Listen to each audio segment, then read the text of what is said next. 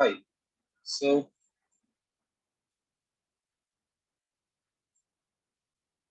today we are. So, am I audible and is the screen visible? The screen is not. Am I audible? Can you confirm?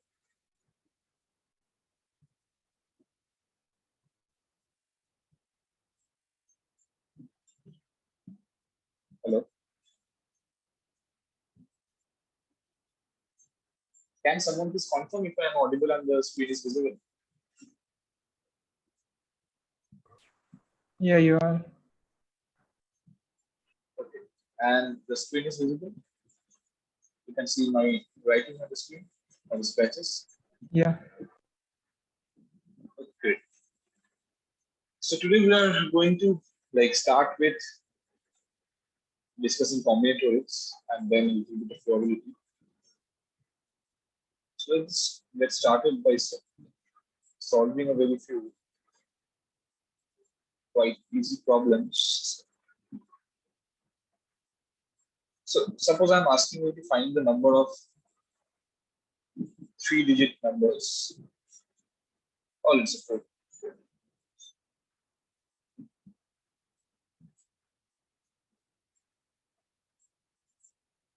Such that the sum of digits is how many 4-digit numbers are there for which the sum of digits, all the sum of the 4 digits in it is an even number.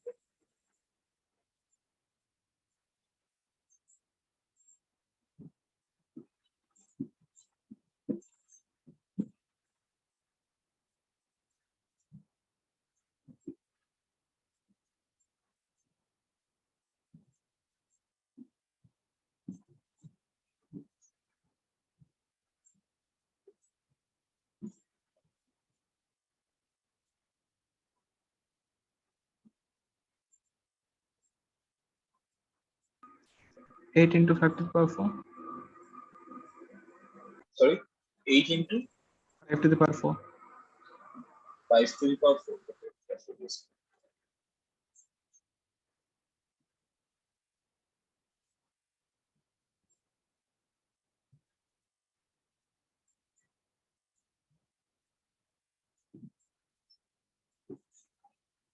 Is that correct? I don't think so. Like, what is your explanation? How are you counting?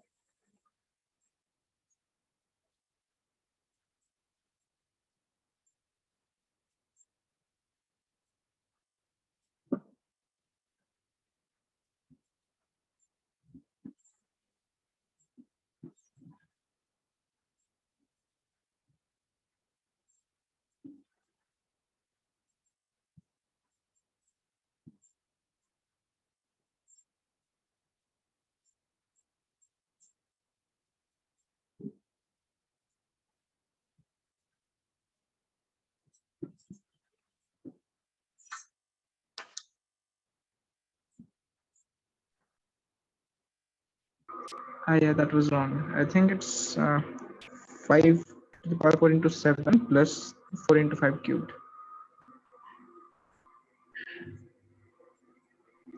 Sir, I think I have a process which is like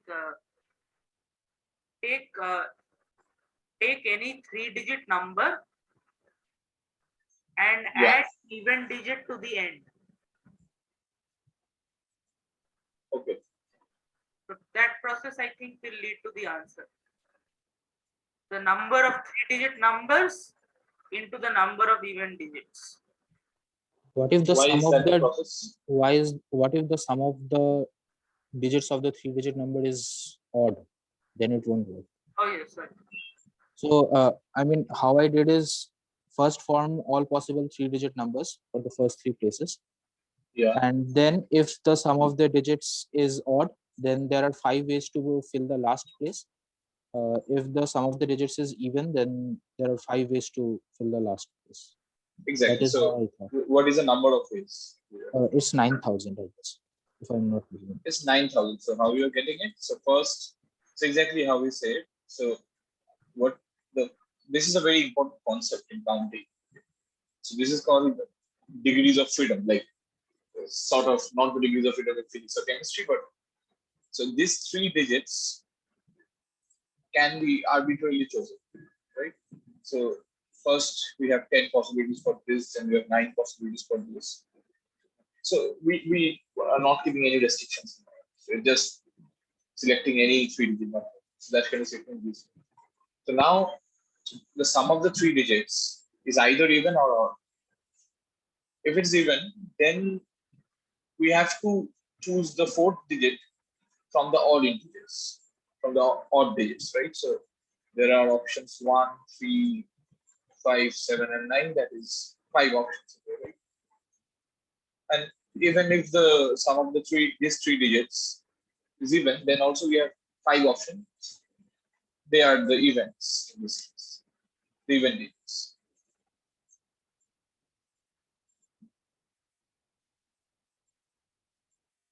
So that is times 5. Right? So that is that what do you say? Is that 9,000? I don't think so. Sir, may I suggest another method? Just hold on a second. So this is not 9,000, right? This is something else. How did you calculate the number of 3-digit numbers?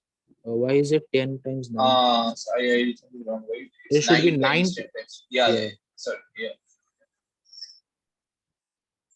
So the answer is 4,005. Why is it Okay, now, yeah. 4,500? You're counting 5 for only just one set. There's 5 of another set, right?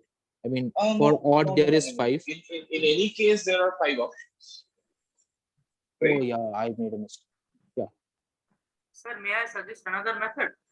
Yeah, sure. Give me any 4-digit number. Yeah. I will change the last digit to the, like, suppose you give me 7008. I will change it to 7009. Okay. So you are changing 7008 to 7009. So what will change 7009? 7008. 7008. Okay. So what will change 7007? 7 I will change to 8. 7 I will change to 6. So what is the algorithm like? How are you doing? So 8 is changed to 9. 8 and 9 are paired. 6 and 7 are paired. Like that, all are paired, and 0 and 1 are paired, like that. So this I have proved the bijection into the number of 4-digit numbers, Right. such that sum of digits is even, and such that sum of digits is odd. The number of such the 2 sets have same size. Yeah. So therefore, so this is a very wonderful thing to do. So yeah, exactly. So the first, see, it's very, if this is an MCQ question, then see there are how many 9-digit numbers, 4-digit numbers are there? It's 9 times 10.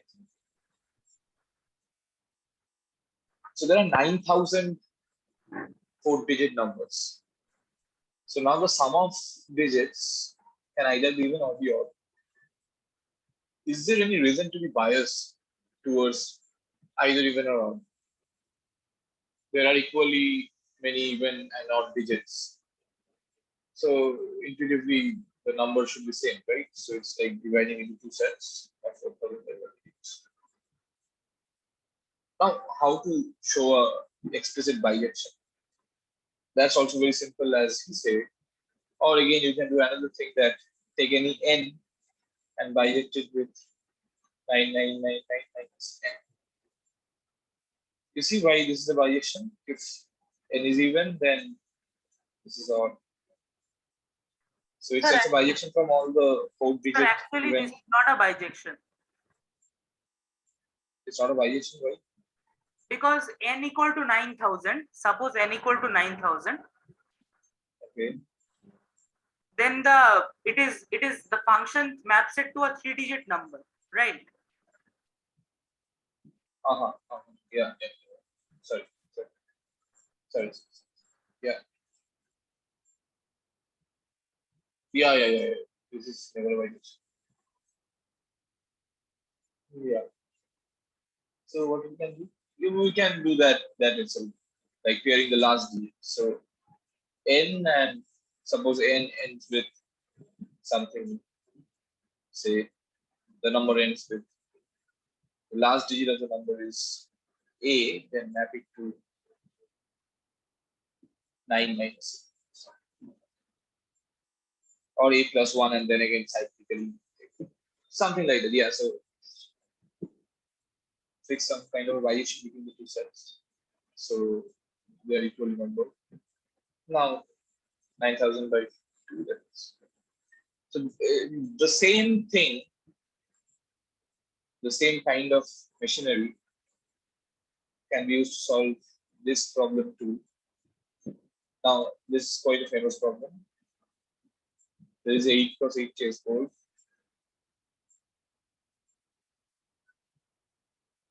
Okay. Now, in how many ways you can fill this chessboard with plus ones and minus ones, such that product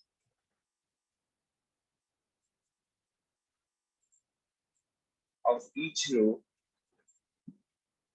and of each column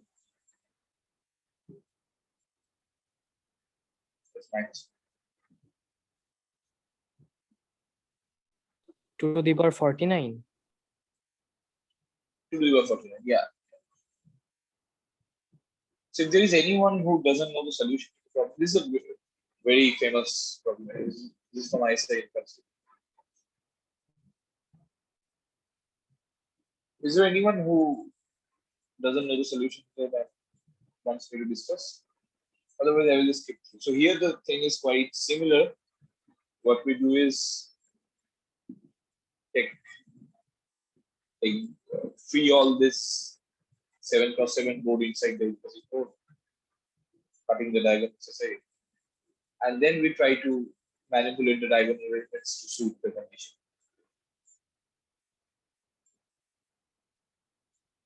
There is also another important step, that is filling this. We have to show that we can actually fill this in the prescribed algorithm.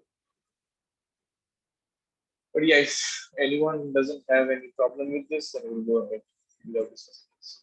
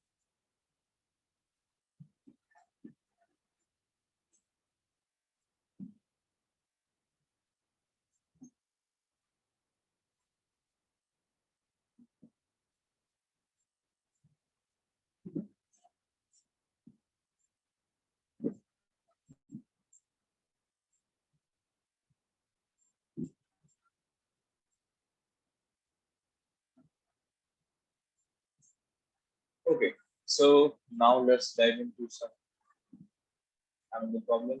Let's say, so suppose you choose n plus 1 numbers from the set.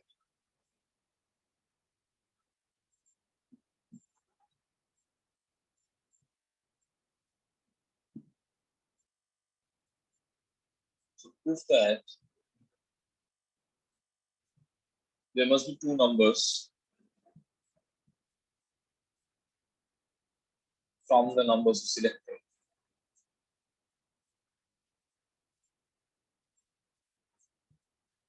One being the multiple of p. PHP. Yeah. Since there are n even and n odd numbers. Don't give the solution right now. Wait for a second.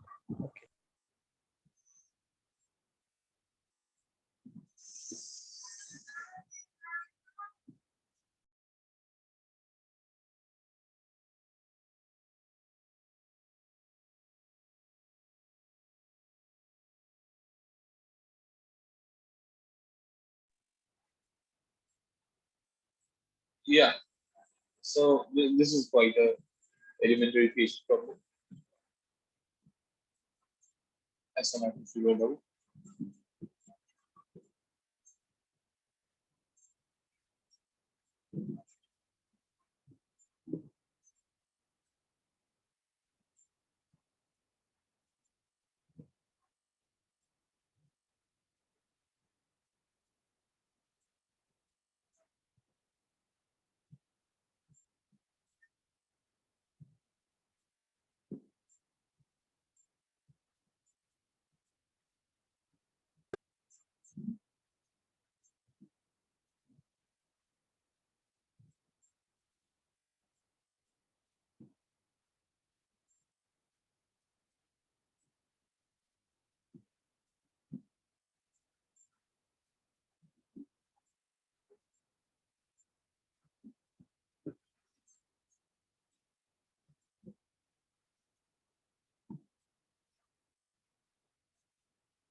How do you do it?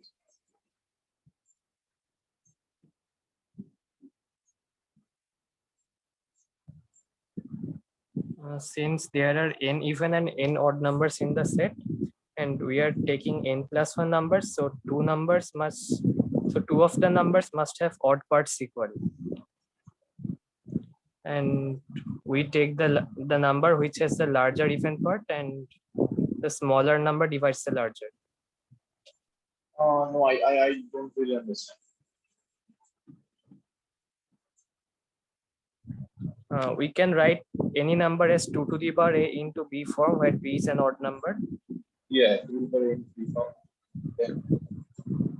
And in the total set, there are exactly So this n b can given be and from, yeah. So this b can be from 1 like to this n. b can, it can take at most n values. That's what you're saying, right? Exactly. Yeah. And So there will be two. Yeah. so we have at most exactly. So if a1 less than a2, then 2 to the power a1b divides 2 to the power a2b, and if not, then the converse holds.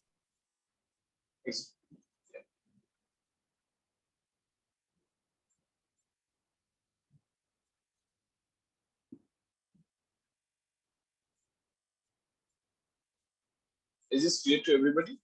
Like what we're doing is, firstly, see, any number can be written in the form of 2a times b, 2 power a times b, where 2 power a is taking all the even parts of the number and b is therefore odd number. Now this odd number b can take at most n values, right? In 2ab, 2 power a times b is from the set 1 to n, 2n. Because there are n odd numbers in the set. So yeah, so b can be from the set this. It can't be anything.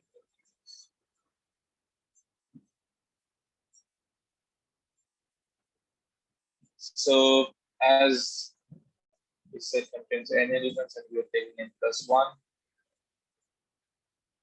then there must be some 2 power, like some 2 elements of this form having this odd part equal. So when there will be 2 power a times b and 2 power a2 times a1 times b and 2 power a2 times b. In this case, if a1 is less than a2, then this divides this. If A2 is less than A1.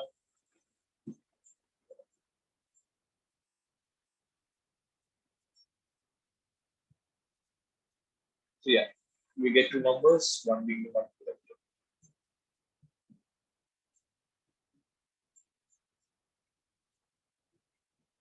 Fair enough.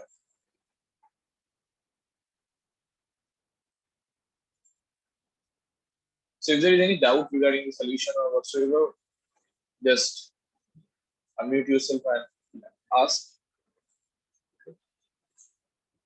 Don't hesitate. I'm assuming all are clear with this basic stuff. So try this. Among any 7 real numbers, y1, y7, there are 2 such numbers such that 0 is less.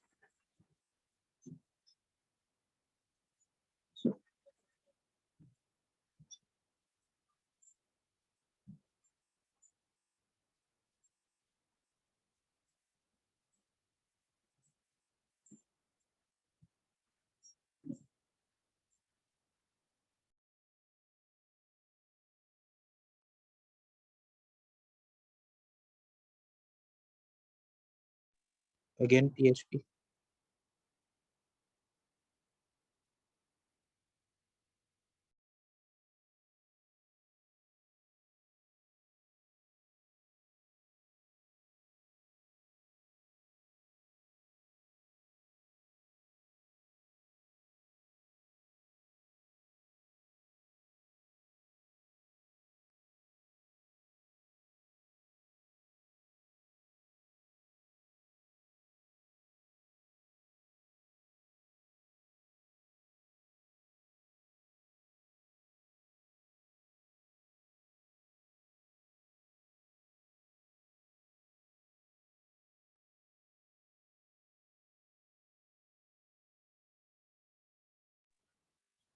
Yeah, it's of course it's PHP.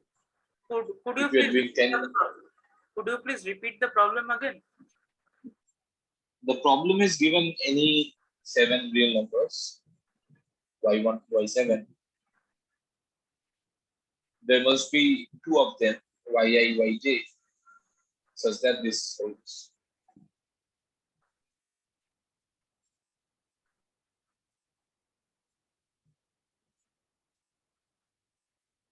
Yes, this is a tricky one, but there is a standard trick again, which all should know, except PHP, of course. PHP is quite We can let y be tan of x, and then we can yeah. So let us just think 2, then I will.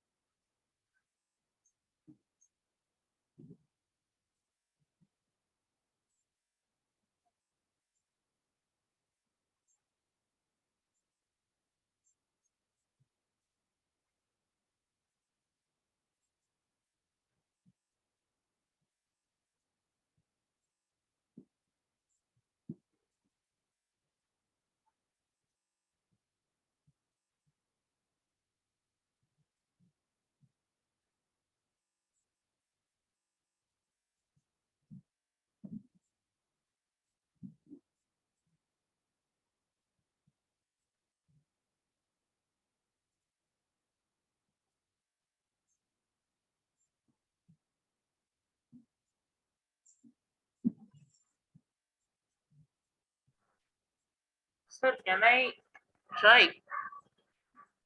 Yeah, sure. So I'm saying that if you take what is I am saying that take the set of y1 to y7 and then apply tan inverse on them. Exactly. If I So apply, yeah, that's a trick. Yeah. Got it. if I apply tan inverse on them, then I can say that there are 7 angles ranging from minus pi by 2 to pi by 2. Now I will divide minus pi by 2 and pi minus pi by 2 to pi by 2 into 6 intervals, equal intervals. 6 intervals which are equal.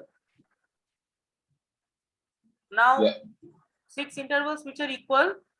So 2 of them must lie in the same interval, and therefore the difference between 2 of them, must be lesser than equal to pi by 6, right?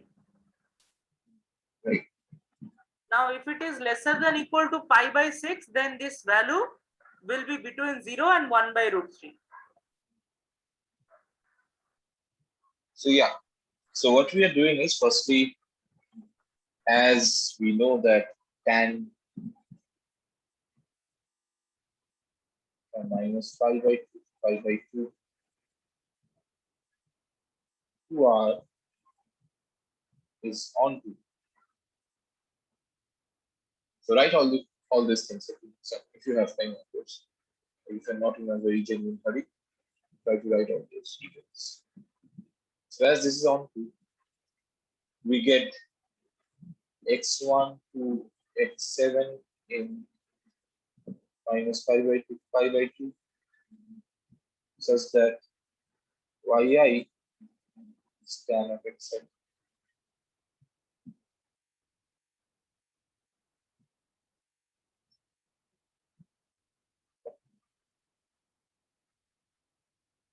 Now, just so this condition is transformed into tan of xi minus xj, right? So why are we taking tan here? There are few hints to do what we are doing here. First, this is a very quite tanish expression, right? And this is also trigonometric value. So that's why there are hints. So now this, when we are putting tan inverse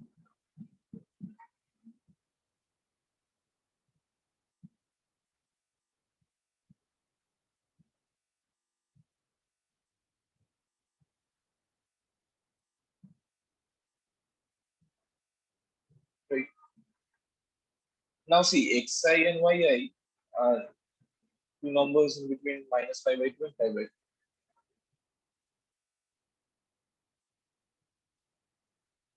So what we do is we divide the interval minus pi by 2 to pi by 2 into 6 equal halves, 6 equal parts, each of them of length pi by 2, pi by 6. Now there are 7 numbers, xi2, x1 to x7, all of them lying between minus pi by 2 to pi by 2. So there must be 2 of them within the same interval, right? Solid. So take that 2 of them to be xi and xj. So then,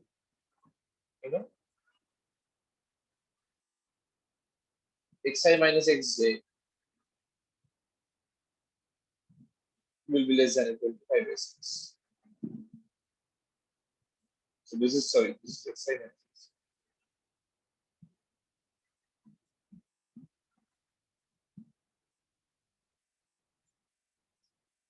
Taking the tan of xi minus xj, then tan inverse square.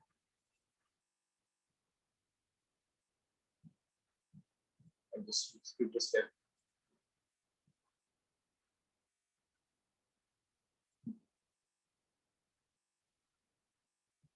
So that's it. There's nothing more to it. But yeah, so just be aware that sometimes you need to substitute things to apply whatever theorem you want to apply. and the tan substitution is quite a useful substitution.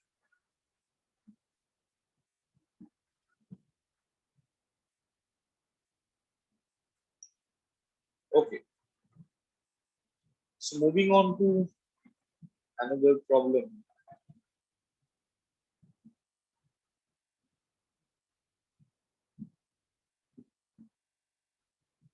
So let's say there are 100 numbers written on the board, on a blackboard. And then there are students, there are finite number of students in the class. And the teacher asks them to, like, one by one go to the board, erase two numbers A and B according to their wish, and then replace them by A plus AB.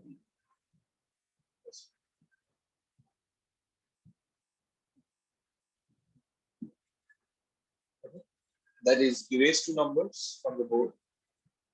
The board was initially filled with this 100 numbers, and then write another number which is given by this thing, and then get back to us.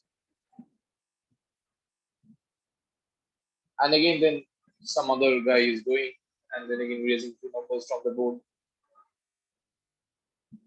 and then writing another number which is given by this. And this is going on. So in each step, like when a student is going to the board, is erasing two numbers and writing one. So the number of numbers on the board is decreasing by one in each step, right? So first there were 100 numbers set. After the first step, like the first move, after the first student came and changed the board, there are 99 numbers, and so on. So this is the first student, this is the second student. This is going on, right?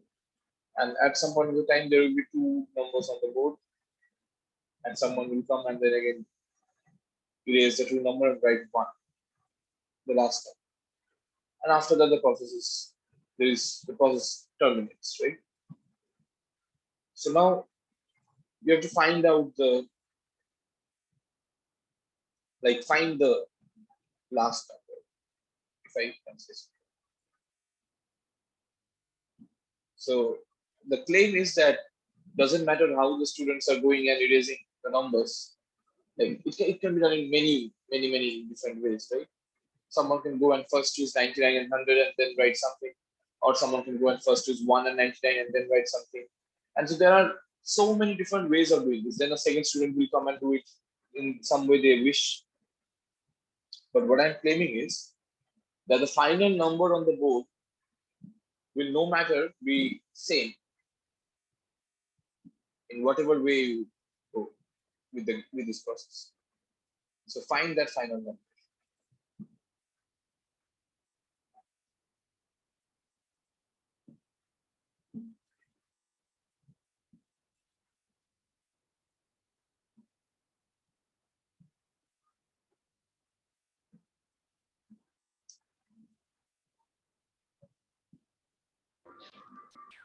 It's 1 into 2 into something 101 minus 1. Yeah.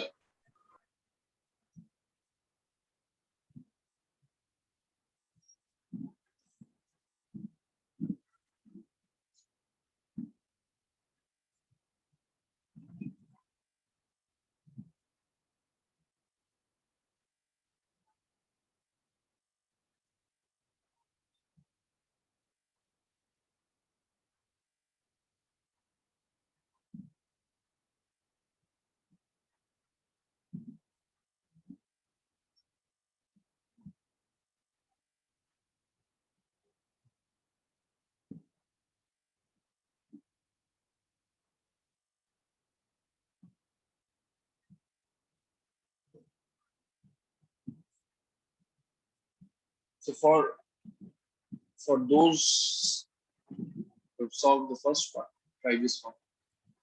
So there is a M9 board, chessboard, where in each of the boxes a natural number is written.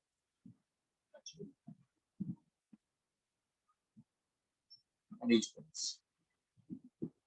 Now what you can do is you can move what you can the allowed move is you can add an integer to two adjacent boxes.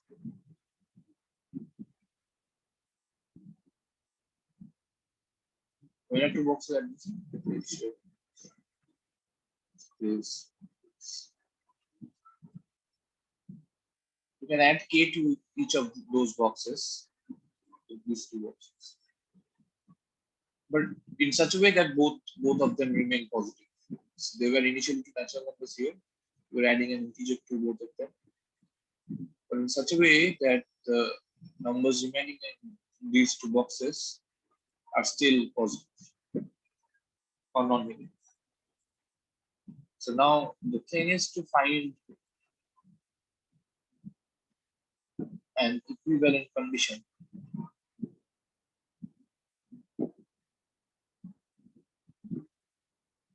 on what? Condition on the initial formation of the numbers, which is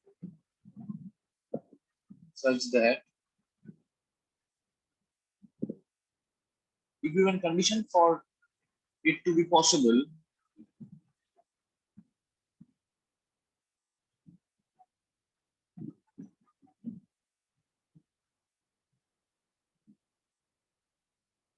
for all the numbers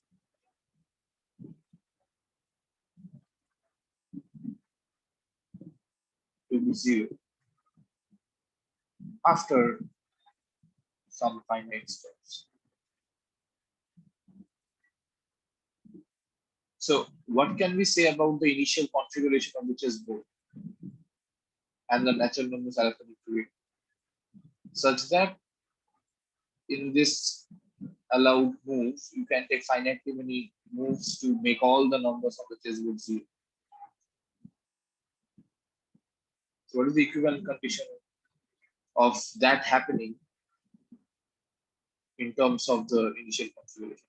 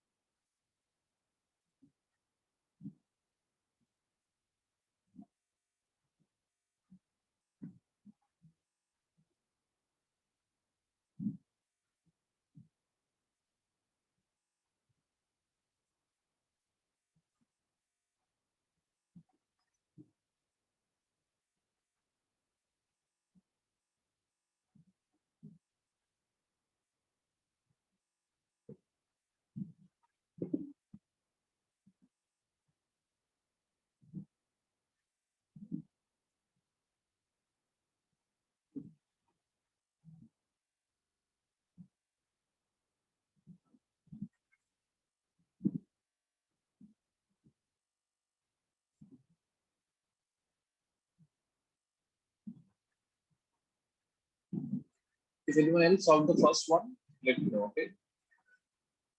At least another one or two students, then I will discuss. For the second one, is it that the sum of the white boxes is equal to sum of the black boxes? Yeah, but are you able to prove it? Well, I think necessary part is I want equivalence. Okay? So necessary thing is easy, yeah. but sufficiency something you have to think of. Yeah, that is also not too difficult. Yeah, it is like each pair is one black and one white. So every time you increase or decrease one, then both the white and black sum change by the same amount. Sorry, like yeah. So you have to essentially find some kind of algorithm. If we start with a initial formation where the sum of digits in the black squares is equal to the sum of digits of the given squares, then you have to find some kind of algorithm to make them all zero. After So finite steps. the difference between the white and black should be invariant. Yeah, but yeah, so that invariant thing is used in the necessary part. Right? Yeah. If you can make them 0, then because they're invariant, so from the initial step it must be 0. That is fine.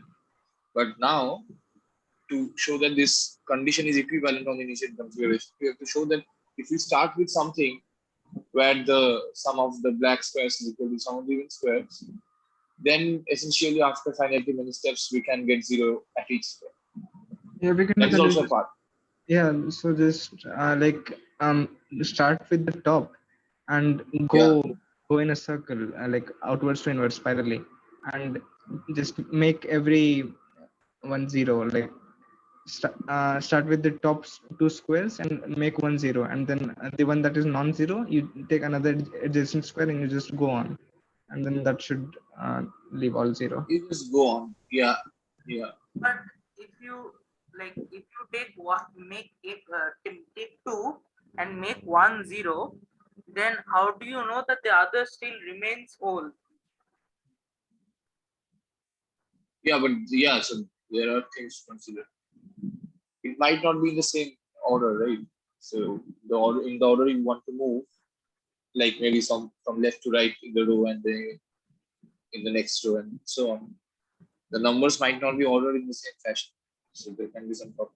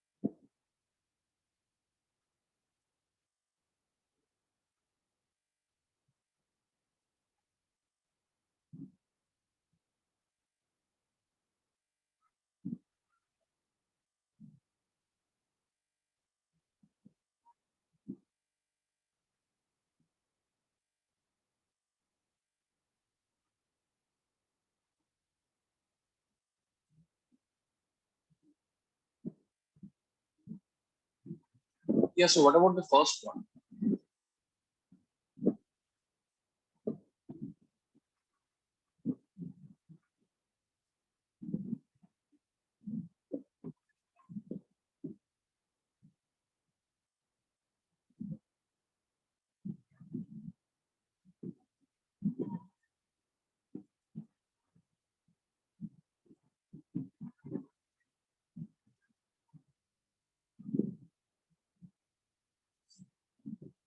So see, here is the thing. Whenever we are having something of this sort, that is, there are some allowed moves you can make, then there is one thing to always search for. That is, what is that particular entity which you can't change by your move? Okay. And if you can find that particular entity which you are not being able to change, then that entity is fixed in the whole process, because in each move it's fixed.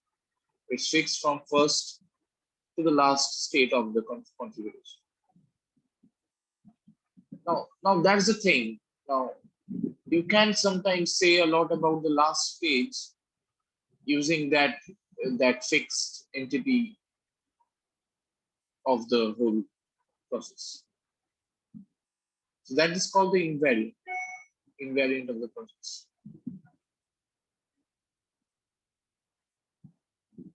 Okay. So here, what is the invariant? Just look at the, suppose there are A1 till AK in the board remaining at some stage. Then look at the entity, which is the product of all the numbers in the board plus 1.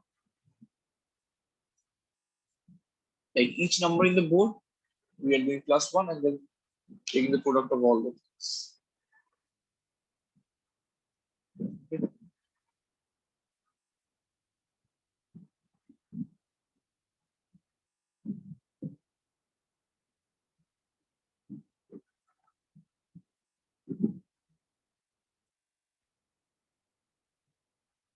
That is basically the invariant. Why is it is invariant? Because suppose here was some A and B, and then we removed it to remove the A and B to have A plus B plus AB on the board now, the next stage. Then how is this entity changed? So at first there was some product where there was A plus 1 and there was B plus 1, and the other products are remaining. And now after the move in which we erase A and B and write A plus B plus AB, all the other numbers are there on the board, they're intact. So in this particular entity, the numbers plus 1 is also there in the product. Now A plus 1 is not there anymore, B plus 1 is also not there because A and B are not there. What is there instead? A plus B plus AB. So the new number is A plus B plus AB plus 1. And what is that? That is A plus 1 and B plus 1. So they are basically the same number. So this I thing is not at all changing throughout the process. Now what was the I in beginning? It was 1 plus 1 times 2 plus 1 times going on till times 100. So that is 2 times 3 till times 101. 101. Now what is I at the last stage? If the last number is n. So suppose the last number is n, then I is just n plus 1 because there is only one number on the board. We are taking n plus 1 and then there is nothing to multiply it with. So now this I should remain the same throughout the process. So at the last stage it is n plus 1. And that is equal to what was the entity, the invariant quantity at the first stage. And what was that? That is 1, 0. That implies n is equal to 1, 0.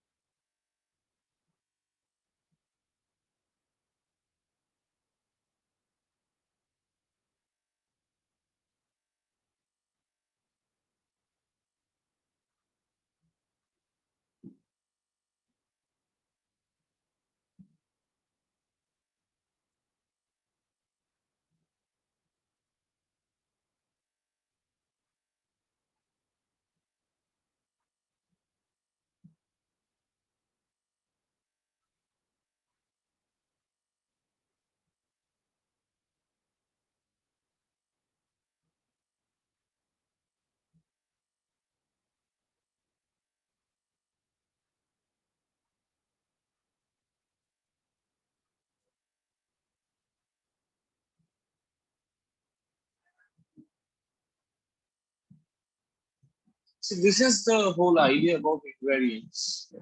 They are the things which doesn't change all over the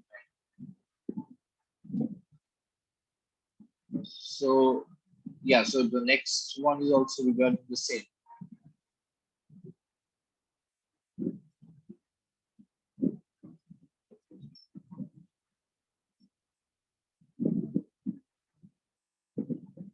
So erase this and we will go next. So here what is happening? We have n cross n board where natural numbers are written. Now we can add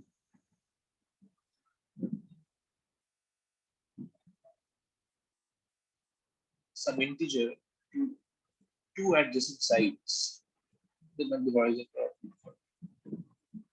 such that none of them are being negative after this particular move. So now what you need to find is some sort of condition on the numbers and the initial configuration for which it is possible to have finitely many steps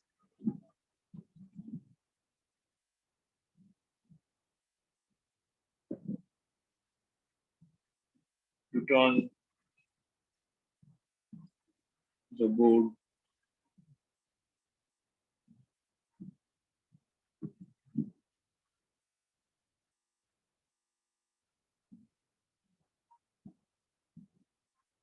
into m cross n zero. Like you can mix finitely many moves after which all the entries are zero on the m cross n zero.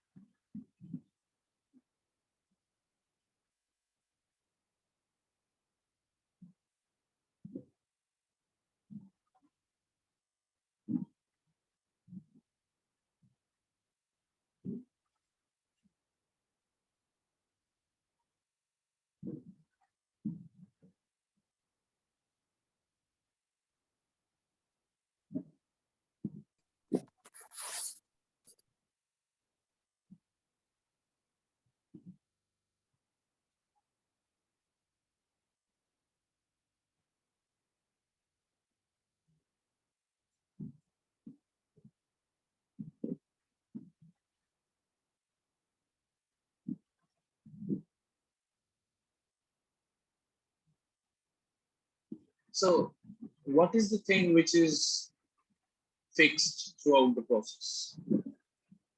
Anyone? What is the process in each step? We are adding some integer to two of the adjacent boxes.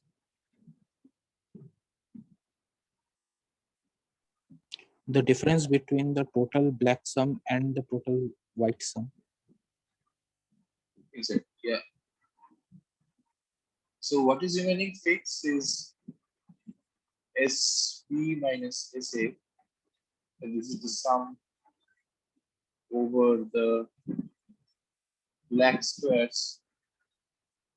This is the sum over the even squares. So this is remaining fixed. Why? Because see, in a chessboard, in any two adjacent boxes, one of them is even, sorry, one of them is white and the other of them is black, right? That is something which is always true over a chessboard, in a chessboard sort of coloring. So SB minus SA. So now if you're adding the thing, we should add the same thing to the both of the boxes, right? So eventually the sum over the black boxes will be affected by plus k, and sum over the even boxes is also affected by plus k.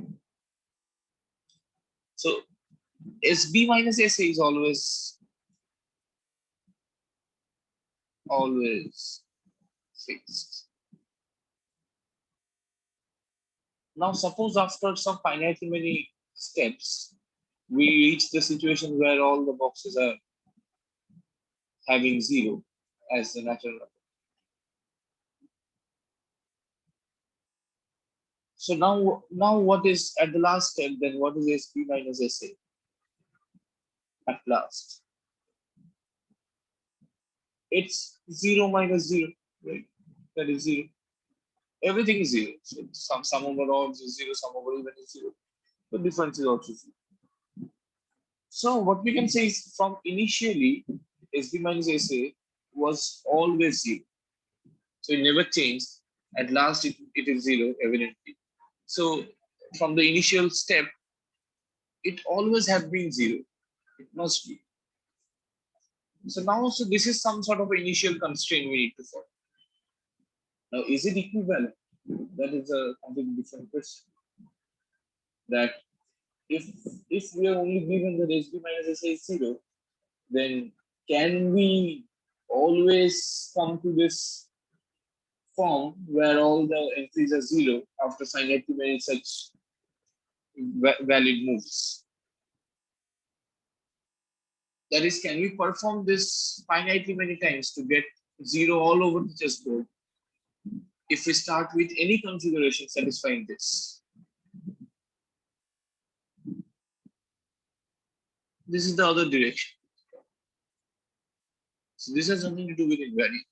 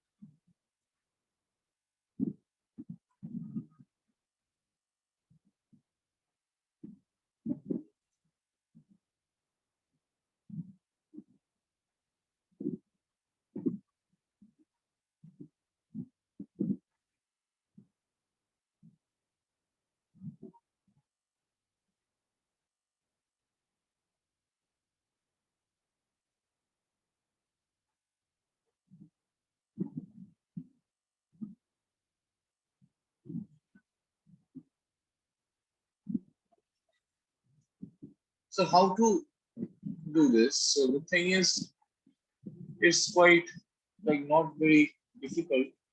You need to take care of few things. So see, so here to do the valid algorithm. What we'll do is we start from here. Now,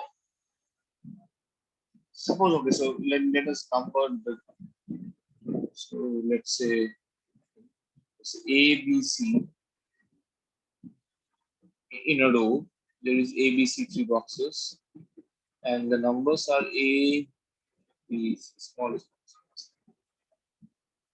So if A is less than or equal to B, then what we will do? We will add a minus A to both the boxes. So that will be 0. And suppose B is less than or equal to A, then what we do is we add A minus B, we add A minus B. Can you please repeat what you C. just said? I missed it. If A is less than or equal to B, then what we do is clear, right? We add minus A to A and B to these boxes, these two boxes. That will give us 0 and B minus. So this is again something we can forget about and then again go on to the next step in that row.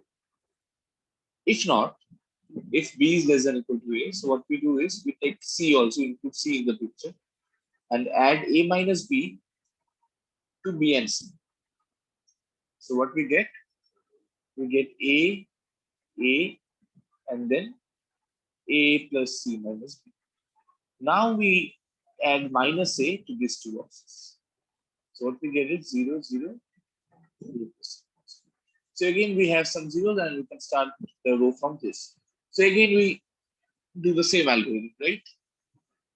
So this is what we are doing. We are starting with some non-zero element of the row and then making that element 0 without doing any harm to the rest of the numbers. So if we can make this 0, then we can make the next one 0 and go on till the last two entries of the row. There we can't do a lot if this is what? This is greater than equal. Otherwise you can do, but in this case we can't. So what we can do is we can accept the last two columns, everything we can make them 0. Now in the last two columns, we go column wise to do the same thing. And then again, we will left the last four rows with this 2 cross 2. And now as SP is equal to SA, that means the sum of these two should be equal to the sum of them. So there must be one supporting inequality either in the row or in the column. So go with that. Then we can solve. Then we can make everything 0. So just look around the algorithm if you're convinced. I'll give you some time. Just think what we are doing. See if you're convinced.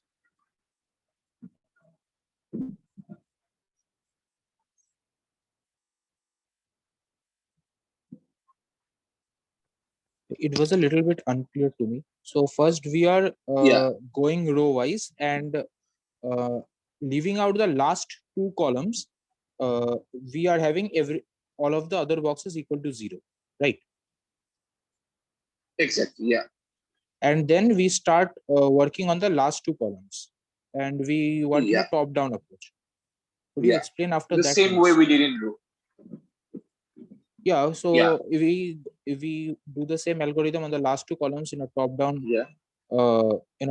manner, then we will be left with the bottom left or bottom right 2 cross 2 grid, right? Exactly. Bottom right 2 cross 2 grid. Then what do we do with that 2 cross 2? Yeah, so you tell me what do we do? Okay, so now we are left with this. Yeah. Now here, suppose without loss of generality, this is black, these two are black, and this two are black. Now what do you know? Okay, so the bottom left square of this grid, it could be 0, it could be non-zero as well, because I mean in the row wise manner we could get a 0 or non-zero. Yeah. The entries might be 0, might be non-zero, nothing to do with that. Yeah. Definitely. What we know, there is something we know which we haven't used yet. That is SA equal to SB, right? At any point of the step of the process. Sorry, like S black equal to S white, SW equal to S, or whatever. Yeah. The sum of the black boxes is equal to sum of the white boxes. So here the sum of this two is equal to the sum of this two, right? We have this, yes or no? Yeah. We have this. Very good. So there must be like there must be some one of this which is bigger than some one of the other, right? Do you understand what I'm saying? Suppose You mean so one we of start the with black? this. Yeah. Yeah. So let's do case like this. So suppose this is less. Okay. Then there is a problem, right? This is less than equal to this. Then we suppose this A, then we do minus A on this too. So this becomes, you know, 0 and something, some positive thing here. Now then again, this is greater than this. This is greater than this. Right? Sorry. So now in this case, this is greater than this, and this is also greater than this. So now if this is P, then I we do didn't get minus P what minus P the here. this is were. Okay, so let me just give name of the four boxes. So say this is A, this is B, this is C, this is D. And suppose the entries are A, B, C. Okay. So now if A is greater than equal to B and if C is greater than equal to B, this can happen. A can be greater than equal to B and C can be greater than equal to B. Yeah. And then what we do? We remove minus A from both the parts. So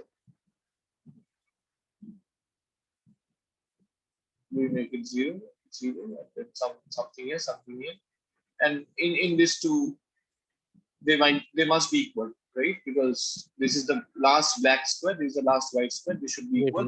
we are removing what number? We are removing A, but A is A and greater than C. that number. We will get a negative. Oh, sorry. Like it, yeah. So then remove the some number here. Then just and these two numbers are equal. Why? Because they are at these boxes, and one is black and one is white. And this is the sum of black boxes at the last thing. This is the sum of white box at the last thing. They should be equal because the difference is 0. So you just remove that number from both boxes. If it is if A is greater than equal to B and C is greater than equal to D. If the opposite happens, then exactly in the similar fashion, you remove, you get something like this sort, and then again you do this. Right? So is it clear? If the inequality is like holding well, then that is the case. Now, if it's not like that, so without loss of unity, we take this. That is the only case. So this is greater than equal to this, and then so the A inequalities will have to be equalities. Yeah, that is it.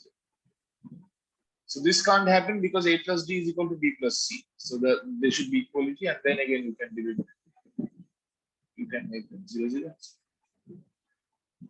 So just some case by case analysis. It might be a little shorter also if you try. Like if you think a little bit, then I think it can be made. You can do something. Yeah. Basically, you have to like brute force the 2 cos 2 case, and then go for the other cases.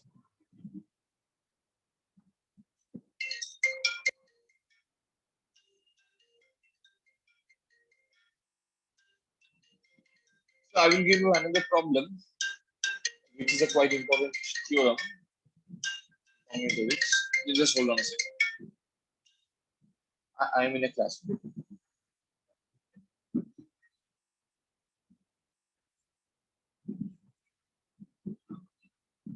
Yeah, so in any sequence of n plus 1 distinct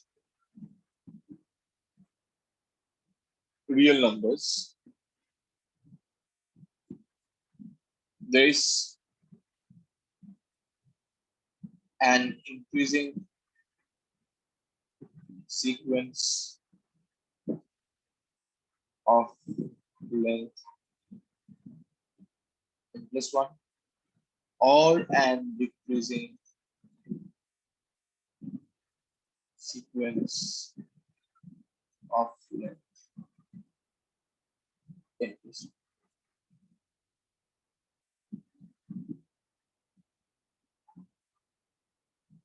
Okay, so try to prove this.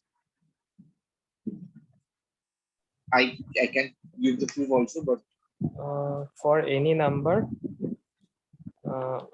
we look at the length of longest decreasing and increasing subsequences starting at that point, and we right, call right, it right. CMTN. So And you know the proof, right? yeah, fine. and Yeah. this is an injective map, and we count the pairs and we count number of TM comma TN pairs for each number, and we see that there is one number extra left, and by PHP we're done. Right. So try to prove this if somebody is not aware of the proof. And this statement is also quite useful. Keep that in mind. Okay, so last PHP. This is also quite easy. Prove that there exists infinitely many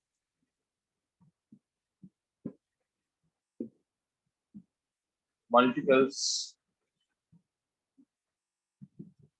of 2015 or 2005 that contain all the digits. So each of the 10 digits, that is 0 to 9, with equal frequency.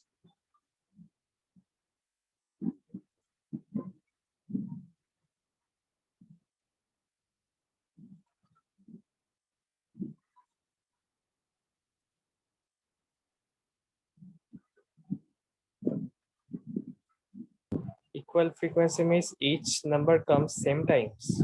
Yeah, all the digits, each of the digit comes in. Sometimes in the same multiple, in the same number. In the number, yeah. There are infinitely many numbers which are multiples of 2005, and in that number there should be all the digits present, and each of the and with equal frequency for all the digits.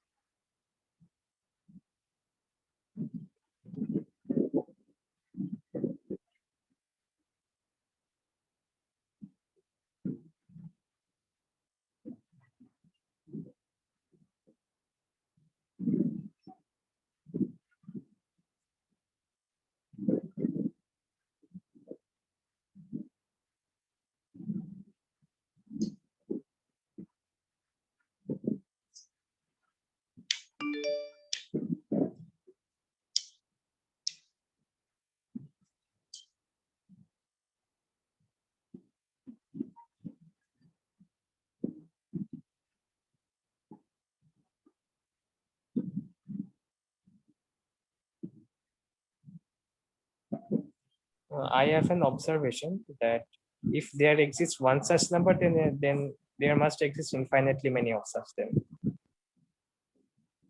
Uh-huh. How? Suppose don't think for 2005. Suppose for any n that number is 32, and we do the numbers 32, 32, 32, 32, 32, 32. I mean, in the decimal representations, we just double the representation. I don't follow it. So you double the representation, and how is that divisible by this same number again? Because suppose the represent we suppose 32 comma 3232, it is divisible by 32, right? Because it is 32 Yeah. into something plus 32. So that number, so 32 32 number of divisors of okay, if 2005 divides the number n and we compose n with n in decimal, so it must also divide that number because it is n into some 10 to the power something plus n.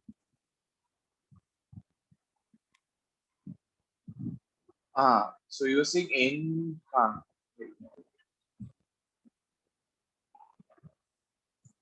We just, whatever representation we have one such number in base 10, we just write from left to right after it. Exactly. Keep going, Yeah. so on. Yeah. Different.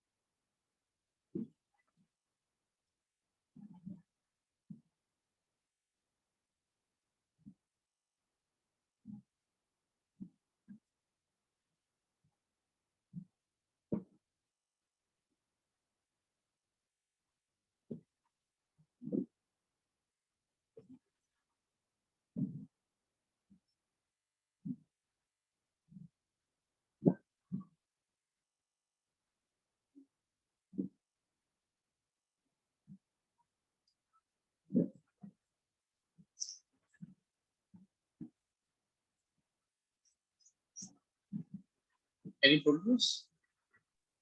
I had an idea, but yeah, I was not yeah. able to solve it completely. Okay. No, you mentioned a very correct point. So, No, actually, that point was made by Rito.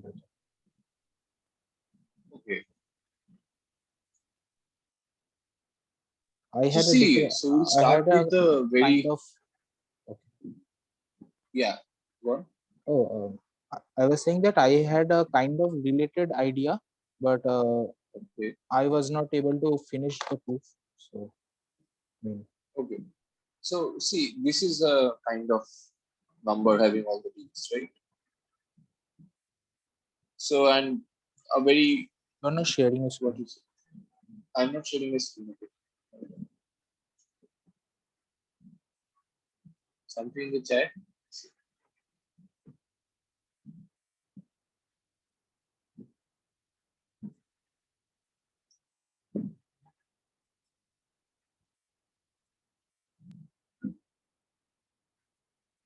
So this is the very first place to start. This is a number having all the 9 digits.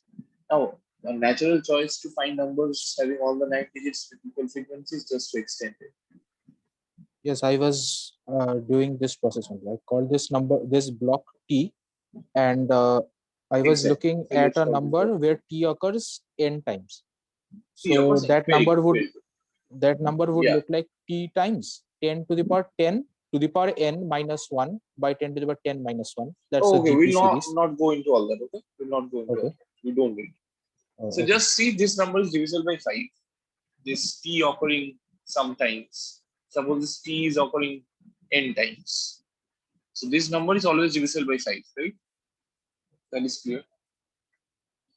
Now, when you subtract two numbers of this form, what do you get? You get some T's and then zeros.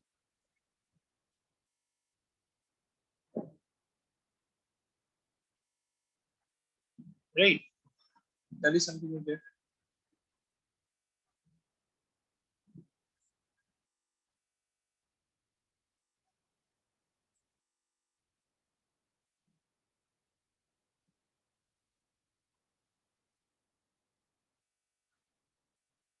Now, what is 5 divided by 205? That is 2005 is just 5 times 401, right?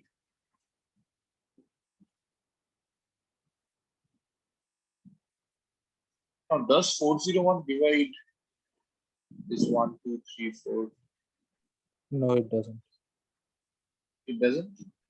Okay. It doesn't.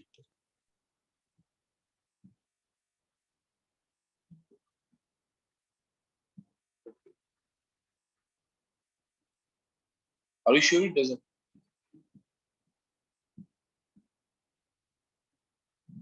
Yeah, I checked on a calculator.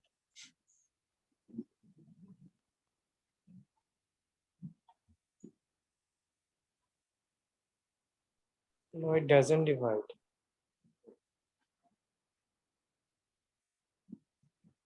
So we have to somehow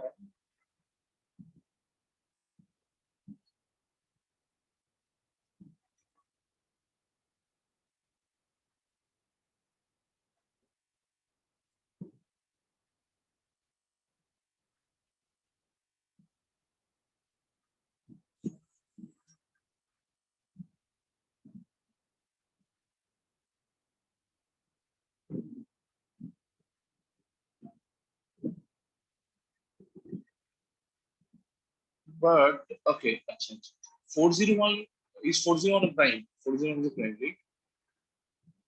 Here it's a prime.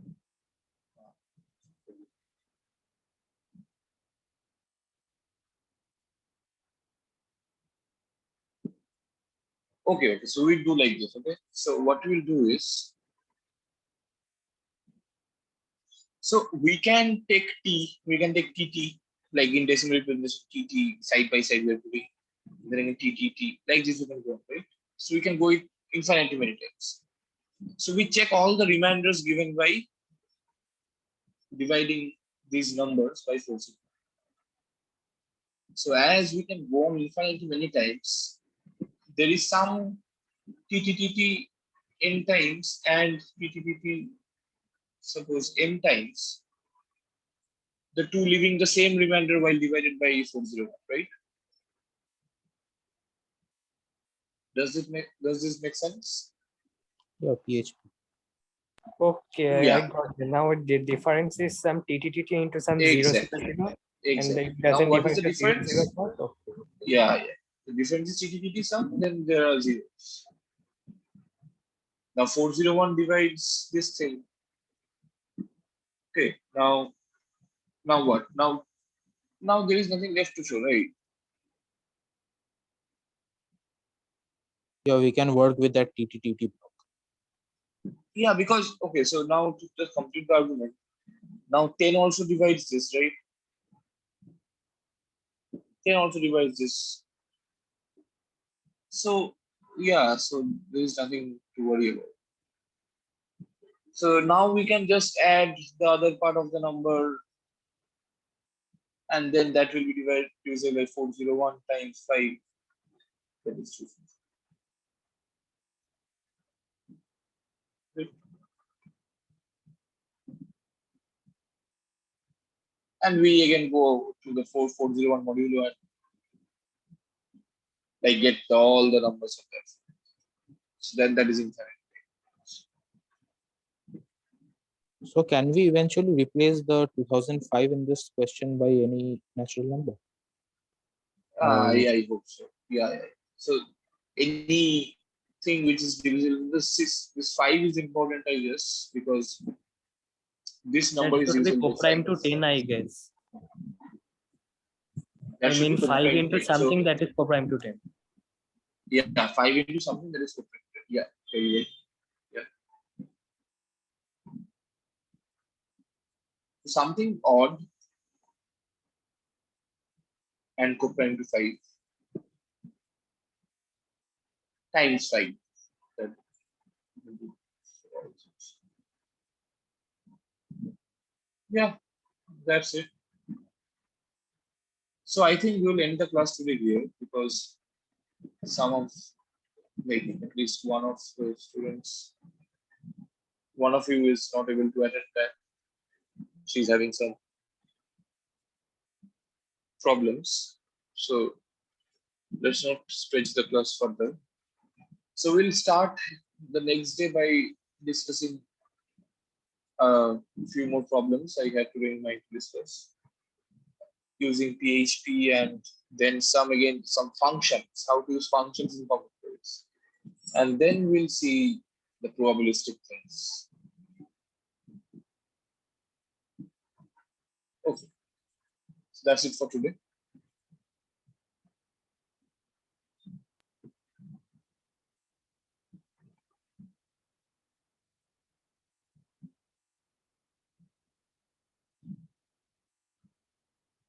I'm ending the class. Good.